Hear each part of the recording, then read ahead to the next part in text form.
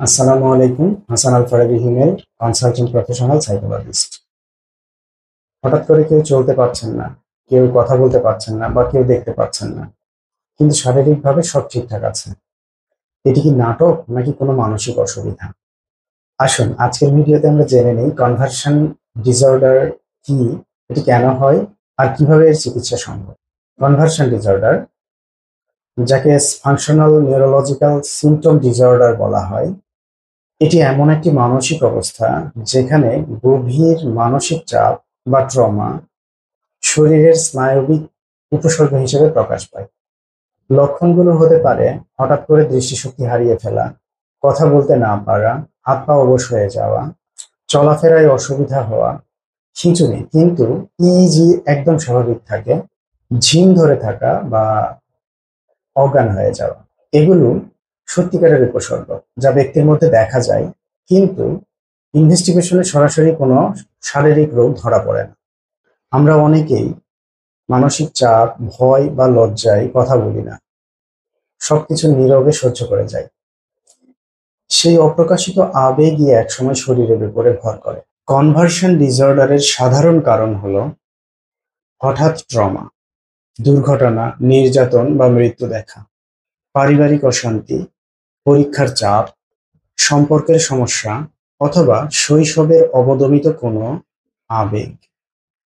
বিষয়গুলো যখন দীর্ঘদিন চেপে রাখা হয়, একসময় মস্তিষ্ক তখন কথা বলতে শুরু করে এবং মস্তিষ্ক তখন শরীর দিয়ে কথা বলে। যদি উপসর্গগুলো হঠাৎ করে শুরু হয় এবং ডাক্তার বলেন যে এখানে কোনো শারীরিক কোনো রোগ নেই, আর যদি এই বিষয়টুকু মানসিক চাপের সাথে সম্পর্কিত হয়, তাহলে হতে পারে এটি কনভার্সন ডিসঅর্ডার। এটা ভান বা নাটক নয়। ব্যক্তি আসলে নিজেও বুঝতে পারেন না তিনি এটি কেন বা কিভাবে এর মধ্য দিয়ে যাচ্ছেন।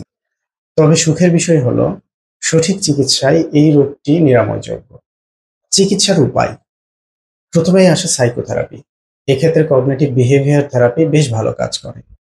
ট্রমা থেরাপি, যদি প্রয়োজন হয় এক্ষেত্রে আমরা ট্রমা থেরাপিও ব্যবহার করতে পারি। মেডিটেশন বা রিল্যাক্সেশন টেকনিকগুলো আমরা এক্ষেত্রে ব্যবহার করতে পারি এবং প্রয়োজনে মেডিকেশন, সাইকিয়াট্রিক যে মেডিকেশন আছে, অর্থাৎ একজন মনোরোগ বিশেষজ্ঞের সাথে পরামর্শ করে আমরা ঔষধ নিতে পারি। তবে সবচেয়ে জরুরি হলো তাকে বোঝা এবং মানসিক যে অসুবিধায় তিনি ভুগছেন এর চিকিৎসার মধ্যে তাকে আনা। কনভার্সন ডিসঅর্ডার কোনো নাটক বা কল্পনা নয়, এটা মনের এক ধরনের চিৎকার যা মূলত শরীরের মধ্য দিয়ে বের হয়ে আসে। যিনি এতে ভুগছেন তিনি আসলে নাটক করছেন না, তিনি সাহায্য চাচ্ছেন, তবে সেটা ভিন্ন কোনো রাস্তায়। তাকে বুঝুন, তার পাশে থাকুন, তার জন্য সুচিকিৎসার ব্যবস্থা করুন। কারণ মানসিক চাপ যত চেপে রাখবেন শরীর তত কথা বলা শুরু করবে, আর মানসিক অবস্থা ঠিক হলে শরীরও ঠিক হবে। মানসিক স্বাস্থ্য সচেতনতা সম্পর্কে বিস্তারিত জানতে আমাদের সাথেই থাকুন। ধন্যবাদ। ভালো থাকুন।